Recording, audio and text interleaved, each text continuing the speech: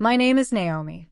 At my cousin Aria's engagement party, she raised her glass, looked directly at me, and said, I hope I never end up like her, alone with a child. The room erupted in laughter. Not polite chuckles, but genuine guffaws, as if she had said the funniest thing of the night. My Uncle Michael slapped the table and added, Men don't want second-hand goods. That's just how it is. Even my own mother let out a little laugh while reaching for the wine bottle. I stood there frozen, my face hot, my heart racing, trying to act like it didn't bother me. But then something unexpected happened. Bruno, Aria's fiancé, stood up. He didn't smile. He didn't say anything at first. He just walked slowly across the room towards me. The laughter stopped. Chairs stopped scraping. Forks hung suspended in the air. Every single person turned to look. And then Bruno said, I think they should know something. The room went completely silent. I received the invitation a month before the dinner. Off-white cardstock, gold lettering, perfectly over the top. Join us to celebrate the engagement of Aria Carter and Bruno Flores. I stared at it for a long time before placing it next to a stack of unpaid bills. Aria and I hadn't spoken in over 6 months, not since she made a joke at a baby shower about how I collected diapers and bad decisions. I laughed at the time to keep the peace, but it sat in my stomach like a stone. I wasn't sure I could get through an entire evening surrounded by people who still looked at me like I was some teenage cautionary tale, even though I was 34, raising my son alone, working 2 jobs, and keeping our small apartment running on late-night freelance work and prayer. I almost didn't go, but my mother called me 3 times the day before. Nora, just smile, eat a little, show your face. It's only one night. She didn't say it out loud, but I knew what she meant. Don't cause trouble. Don't make anyone uncomfortable, blend in. So I found the nicest dress I owned, which was 2 years old and barely zipped. I borrowed shoes from my neighbor. When we arrived, I could already feel the tension hiding behind the floral arrangements and the fake hugs. The restaurant was fancy, private room, low lighting and soft music, expensive wines lined up like trophies. Everyone wore elegance like armor. Aria floated through the room in a tight silk dress and too much perfume. She kissed my cheek like I was a distant aunt. So glad you could make it, she said with a smile that didn't reach her eyes. Did you bring a +1, or just Daniel? Just Daniel, I replied. Oh, she said, and turned away to greet someone else. Daniel was sent to the kids' table with a coloring book and hamburgers. I was seated near the end of the long, white tablecloth-covered table, between my mother and my Aunt Sophia, who spent the first 10 minutes showing me pictures of her dog's Halloween costumes. I scanned the table. My mother looked like she had been trying to disappear since we walked in. Across the room, Bruno stood silently near the bar, talking to his younger brother. I noticed how he kept checking his phone, how his smile seemed forced. It was clear who this party was for. Aria was radiant under the attention, working the crowd with practiced charm. She always knew how to make people laugh. When the appetizers arrived, my mother leaned over and whispered, Just keep your head down. You look nice. Nice. Not beautiful, not strong, just nice. Like that was the highest compliment she could give me. I nodded. I tried to enjoy the food. I tried to breathe through the awkward silences and the occasional glances from relatives who still thought my son was some stain on the family tree. I made small talk, laughed when expected, but inside I was holding my breath. I wasn't expecting kindness, not really, but I also wasn't expecting what happened next.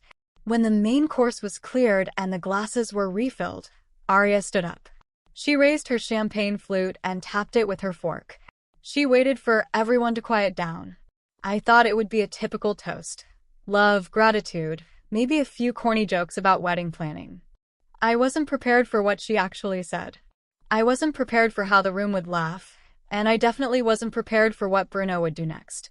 Aria tapped her glass with a fork and smiled like she was on stage. She waited until the room quieted, all eyes on her, soaking up the attention like it fueled her. Bruno sat beside her, silent, his hands clasped together. I saw his eyes flick to mine for a brief second and then back to the table. He looked tired. Aria raised her glass. Thank you all for being here tonight. I can't believe I'm marrying someone like Bruno. He's patient, intelligent, and most importantly, he puts up with me. Laughter rippled through the room. Her voice was smooth, polished, confident. Really, I just hope our marriage lasts. I would hate to end up like some people. She turned her head in my direction, just slightly. Just enough. There was a pause. You know, single in their 30s with a kid. She chuckled. The room exploded. Not a few polite titters. Real laughter. My aunt actually wiped her eyes. My Uncle Michael slapped the table, coughing from his own joke before he even said it. Man doesn't want second-hand goods, he said. That's just how it is. Can't trade in a dented car and expect full price. My stomach dropped. I glanced at my mother. She gave a weak smile and reached for her wine glass. I wanted to disappear. I stared at my empty plate, my hands in my lap, clenching my napkin so tightly it crumpled into a knot. I could feel every eye flicking towards me. Not long enough to be considered a confrontation, just long enough to confirm the punchline. I was the punchline. I thought of Daniel, just a few feet away, happily drawing a spaceship on a napkin. He didn't hear. He didn't know they were talking about his mother like she was a used dress at a clearance sale. Aunt Sophia leaned towards me and whispered, "Oh, honey, she didn't mean it. Arya just likes attention." It wasn't just attention. It was poison in a champagne flute, served with the dessert. I sat up straighter, refusing to let them see me falter. My cheeks were burning, my heart pounding so loudly I could barely hear the background music. I looked at Bruno again. He was staring down at his hands. His jaw was tight. He wasn't laughing. Arya continued as if nothing had happened. She made a few more jokes, this time about how she made Bruno get rid of his video games and how he'd never survived the wedding planning without her. The laughter was quieter now. Some people looked uncomfortable. My mother fiddled with her bracelet. No one said anything. That was the worst part. No one said anything. They laughed because it was easy. Because it's easier to laugh at the woman who didn't do it right. The one who had a baby without a husband. The one who showed up alone. The one who didn't smile enough or play along. I thought about standing up. I thought about grabbing Daniel, saying something sharp and leaving. The words were on the tip of my tongue, something like, "Well, at least I raised a human being while you were still posting bikini pictures for validation." But I didn't say anything. I swallowed it down. I just sat there and let the heat rise up my chest and into my ears. I took a deep breath and reminded myself that I was there for one night, that I would go home, tuck Daniel into bed, and not give any of these people another thought. Then Bruno stood up. He didn't say anything at first. He just pushed his chair back and walked around the table. Everyone stopped. Arya blinked. Michael put down his glass. My mother looked down at her lap. Bruno walked until he was standing right where I was sitting. The sound in the room flattened, like all the oxygen had been sucked out. He looked at me, then he looked at the table full of people, the family he was about to marry into. And then he spoke.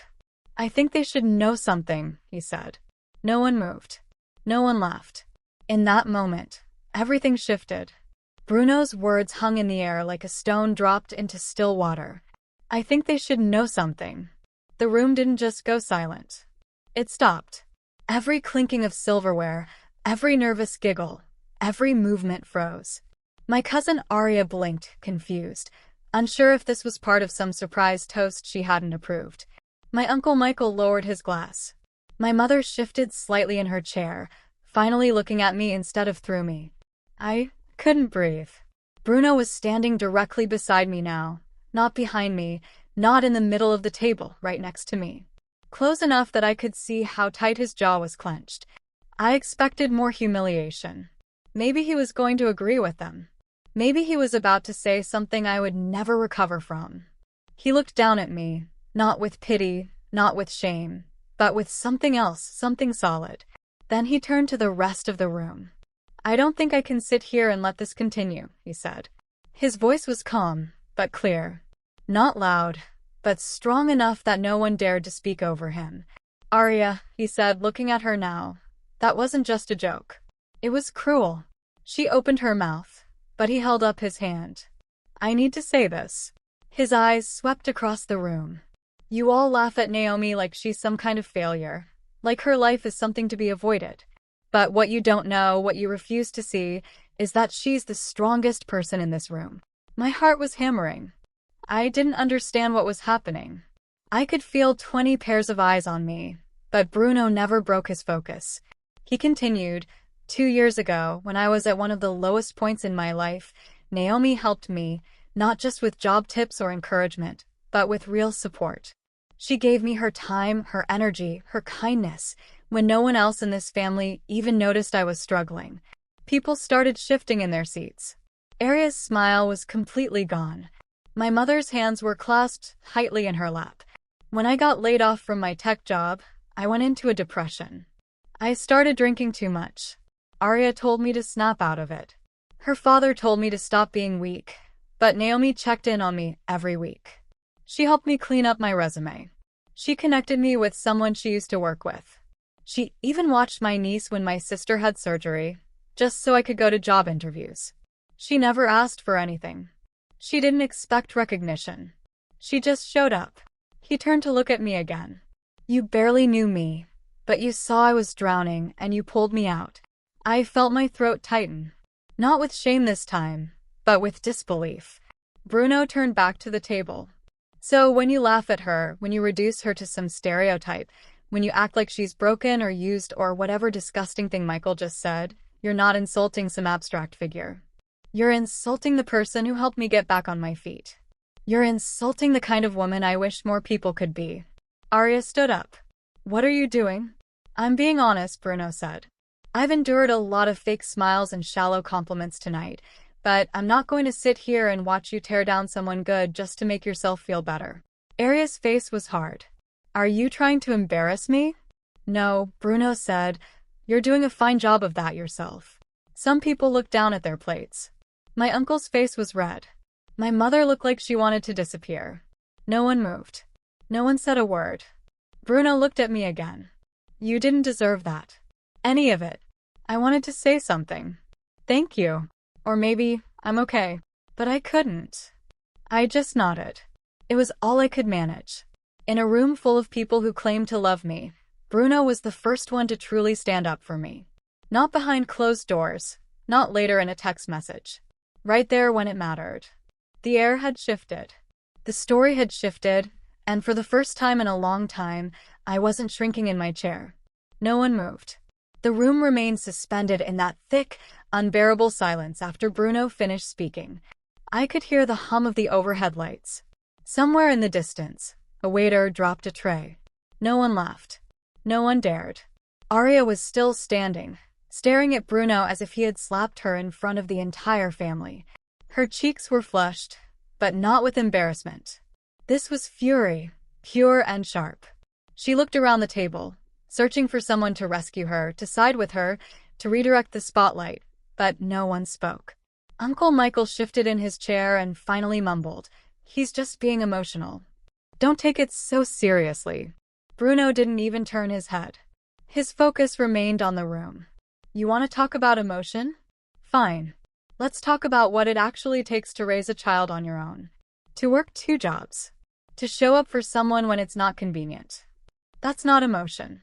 That's strength. Aria crossed her arms. Are you trying to say you have feelings for her? Bruno looked at her as if he didn't recognize the person standing in front of him. I'm trying to say I admire her. I respect her.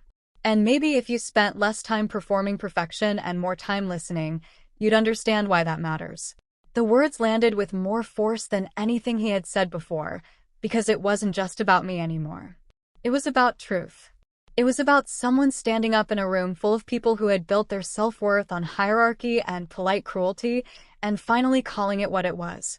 My mother opened her mouth and then closed it. She looked at me with something akin to guilt, like a flicker of recognition that maybe she had failed me too. For years, she had told me to keep quiet, to forgive, to smile through it. Maybe she was seeing for the first time how much that silence had cost me. I wasn't expecting an apology. Not from Aria, not from Michael, not even from my mother. I wasn't expecting redemption. But I could feel the shift. Something had cracked open. Then Bruno turned to face me fully. He didn't touch me. He didn't take my hand. He just stood there, with this quiet kind of presence that felt like protection without possession. You deserve better than this, he said. I met his eyes. I didn't look away. This time I know I do. I stood up slowly. My hands felt steady now. I looked down the length of the table and saw a room full of people who had spent years defining me by the one thing they disapproved of, as if one chapter of my life had erased all the other pages. I saw Arya, furious but silent. I saw my mother, finally speechless. I saw Michael trying to pretend nothing had happened with another gulp of wine, and I didn't feel afraid. I turned to Daniel, still happily drawing spaceships at the kids' table, untouched by the storm. He looked up and smiled at me. I smiled back. I think we're going to head out, I said, not addressing anyone in particular. I wasn't asking for permission. I walked over to Daniel, helped him gather his crayons, and picked up the drawing he had made. A small spaceship soaring towards a sun with big, uneven rays. He handed it to me like it was gold. Did you have fun, sweetie? I asked. He nodded. Are we going home? Yes, I said. We are. Bruno stepped back, letting me pass, but gave me a small nod as I walked by. It wasn't a goodbye. It was a message. You were seen. You mattered. You weren't wrong for standing your ground. As we reached the door, I glanced back once. No one else was laughing. Arya sat rigid in her chair, her lips pressed into a thin line. Michael was scrolling on his phone like nothing had happened. My mother stared at her glass, her fingers trembling slightly. I didn't need an apology. I didn't need their approval. I had spoken my truth simply by existing, by not shrinking, by not leaving in shame, and Bruno had stood beside that truth in front of everyone. That was enough. I opened the door and Daniel put his hand in mine. We walked out together, steady, unwavering. The night air felt different the moment we stepped outside. Not colder, just cleaner, lighter, as if the weight I had been carrying for years had finally dissipated. Not because someone else had taken it from me, but because I had stopped pretending it was mine to bear. Daniel skipped a little ahead on the sidewalk, humming as he waved his drawing in the air like a flag. I watched him and thought about what it had taken to raise a boy who was still joyful, still full of light, even when his mother had walked through fire to keep that light burning. I used to see my life through the lens of what I had lost. The relationship that didn't last, the family that never understood, the security I gave up when I chose to have a child on my own. For years, I let their voices tell me my worth. I absorbed their disappointment. I wore their judgment like it was mine to fix. But walking out of that room hand in hand with my son, I felt something shift inside me. Not anger, not pride, just clarity. They weren't laughing anymore because someone had finally spoken the truth. Not the story they had built around me, but the story I had actually lived. I didn't need a man to validate me. I didn't need my family's approval to make my life real. I needed honesty. I needed someone to say out loud that I was more than the worst version of their assumptions. Bruno didn't fix me. He didn't rescue me. What he did was more powerful. He saw me. And in doing so, he gave the rest of the room no choice but to see me too. That moment wasn't just about standing up for me. It was about breaking a cycle. The kind that tells women they are only valuable if they come in the right package. The kind that calls mothers selfish for being alone. The kind that labels strength as failure if it comes without a ring. My mother texted me later that night. One sentence, I'm sorry. It didn't undo anything, but it was something. A crack in the wall. Maybe even a beginning. Arya didn't reach out. I didn't expect her to. I don't need her apology. I no longer measure my worth by what she thinks of me. What I needed was exactly what I gave myself. Permission to leave a place where I was being diminished and walk away whole. I tucked Daniel into bed when we got home. He was tired but happy. He didn't ask about the dinner. He didn't ask why I looked different. He just snuggled into his blankets and told me he loved me before his eyes drifted shut. I sat in the living room, still in my dress, and let the silence settle. I thought about all the times I had wished I could be invisible. All the times I had tried to make myself smaller so I wouldn't offend, wouldn't embarrass, wouldn't be the subject of whispered judgments. No more. I have walked enough of this road alone to know I never need to apologize for surviving. I have raised a kind, curious, loving child. I have built a life with grit, with grace, and with a heart that kept beating even when it felt like no one cared. So, if anyone ever tries to laugh at it again, I won't be silent. I won't yell. I won't cry. I'll do exactly what I did that night. I'll stand up. I'll look them in the eye. And I'll walk away hand in hand with the one thing that proves I already won. Not because I'm perfect, but because I refuse to give up. If you've ever been the person talked about behind their back, if you've ever felt like the punchline in a story that was never fair to begin with, I want you to know one thing. You are not secondhand goods. You are not damaged. You are not too late. You are enough now exactly as you are. And you deserve to be seen. So many of us spend years shrinking ourselves to fit into rooms we were never meant to stay in. But healing begins the moment you stop apologizing for your truth. If this story made you feel something, if it reminded you of your own strength, your own worth, or a moment when you stood your ground, I hope you carry it with you. You have permission to take up space. You have permission to leave. You have permission to start over. And if no one has told you today, you are doing better than you think. What did you think of Naomi's story? Have you ever been through something similar? Tell us in the comments, we'd love to read. If you like this story, please like and share so more people can be moved, and subscribe to the channel for more inspiring stories.